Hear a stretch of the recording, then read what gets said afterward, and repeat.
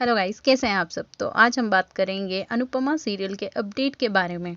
शुरुआत में आप देखेंगे कि अनुपमा, काव्या, बा और बापूजी, समर सब हॉस्पिटल में होते हैं और बा कहती है काव्या से कि मैंने अनुपमा को तो सुना दिया, लेकिन अभी तुम्हारा बाकी है।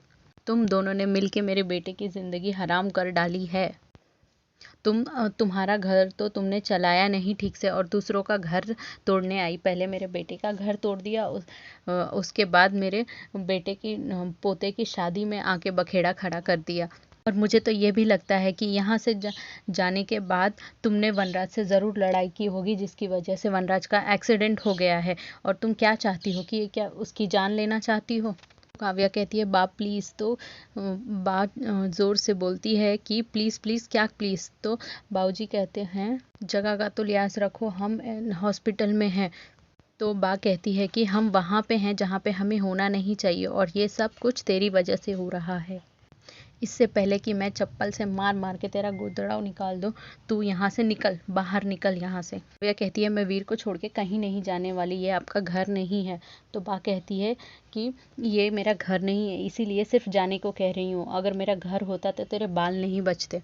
तो काव्या कहती है आपको मेरे साथ जो भी करना है कर लेना, भला बुरा जितना भी कहना है कह लेना, लेकिन मैं वीर के ठीक होने तक यहाँ से नहीं जाऊँगी। मुझे तो काव्या के अनुपमा से कहती है अनुपमा प्लीज़ स्टॉप हर। तो बा कहती है कि ये अपने मगरमच्छ के आंसू कहीं और दिखाना, यहाँ मत दिखाओ। तो अनुपमा बा को रोकती है। तो बा बोलती है तुझे पता नहीं ये कौन है। तो अनुपमा कहती है ये आपके बेटे का प्यार है और बुरे समय में किसी का भी बुरा नहीं सोचते हैं, हो सकता है कि इसके रहने से वो जल्दी ठीक हो जाए। समर आके अनुपमा से बोलता है कि माँ आप कैसे उसको रहने दे सकती हैं, जो उसके जो करने के बाद तोशु की शादी में। तो अनुपमा कहती है कि तू भी तो एक दिल में बदल गया है, जो अपने पापा से देखने को भी चिढ़ता था, उनकी याद में अभी रो रहा है। और ये भी कहती है कभी कभी जो ज़ख्म वक्त के से नहीं भरता, वो समय की वजह से, हालत की वजह से बदल जाता है। उसके बाद काव्या वनराज के रूम में जाती है जहाँ पे वनराज लेटा होता है और जाके माफ़ी मांग रही होती है। कहती है कि तुम जल्दी से ठीक हो जाओ, इसके बाद मैं तुम्हें कोई शिकायत का मौका नहीं दूंगी। और दूसरी तरफ अनुपमा खिड़की से देख रही होती है ये सब। दूसरी तरफ डॉक्टर इंटरनल इंजरी है या नहीं, उसकी फुल बॉडी स्कैन का रिपोर्ट आ जाता है। तो बोलते हैं कि इंटरनल इंजरी है और उसके लिए छोटा सर्जरी नहीं बल्कि बहुत डिफ़िकल्ट इंजरी का ऑपरेशन करना होगा। और ये भी बोलते हैं डॉक्टर कि उसके लिए खून की ज़रूरत पड़ेगी। तो काव्या और अनुपमा एक साथ बोलते हैं ओ पॉजिटिव ब्लड ग्रुप। तो बा बोलती है कि मेरा खून ले लीजिए। बापूजी बोलते हैं कि तुम्हारा खून तो ओ पॉजिटिव भी नहीं है, आप मेरा ले लीजिए। तो डॉक्टर कहते हैं कि आपका एज देखने के बाद मुझे लगता है कि आपका खून सेट नहीं होगा। तो अनुपमा कहती है कि बापूजी आपको तो शुगर भी है, नहीं रहने दीजिए। तो अनुपमा कहती है मेरा भी ओ पॉजिटिव है, आप मेरा ले लीजिए। इतने में काव्या बोलती है कि मैं भी ओ पॉजिटिव हूँ, मैं वीर का ख्याल अच्छे से रखती हूँ और मैं हर 6 मंथ्स में चेकअप भी कराती हूँ, तो आप मेरा खून ले लीजिए। तो डॉक्टर काव्या को लेके ब्लड रूम में जाते हैं, ब्लड डोनेशन रूम में जाते हैं। और बा अनुपमा को फिर से सुनाने लगती है कि तू क्यों नहीं गई। तो अनुपमा कहती है खून कोई भी दे, उससे क्या फ़र्क पड़ता है, आज के दिन कुछ नहीं, प्लीज़ बा मैं आपसे रिक्वेस्ट करती हूँ।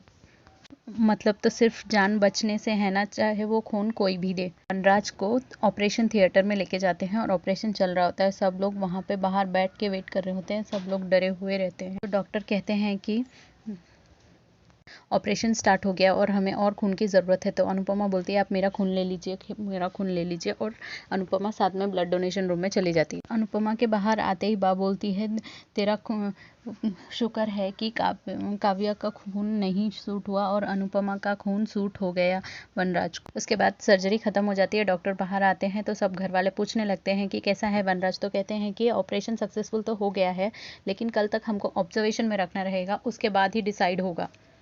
और डॉक्टर ये भी कहता है कि रात को सिर्फ एक ही रह सकता है। तो काव्या बोलती है कि मैं रुकूंगी। और बा कहती है कि सिर्फ कहती है कि कोई घर वाला ही रुकना चाहिए। तो डॉक्टर भी एग्री करते हैं कि हाँ सिर्फ घर वाला ही रुक सकता है, मेरी बहू।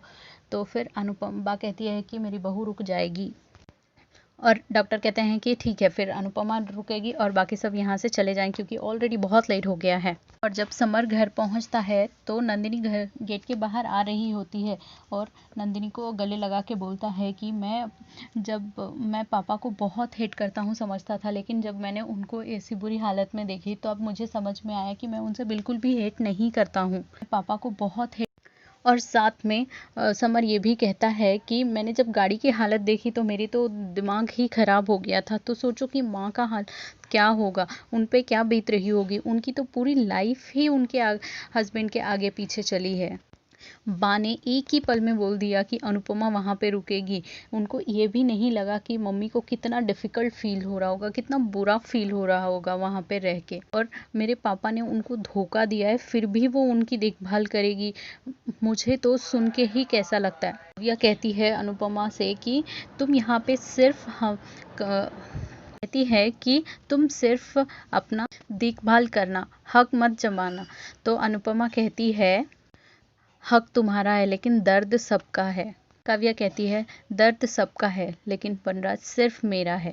अनुपमा फिर बोलती है कि मैं भूली नहीं थी लेकिन फिर भी याद रखूंगी। आज के अपडेट में इतना ही। अगर आपको हमारा अपडेट अच्छा लगा हो तो लाइक, शेयर और सब्सक्राइब ज़रूर करें और बेल आइकन को भी हिट करें ताकि आपको लेटेस्ट नोटिफिकेशन वीडियो जब भी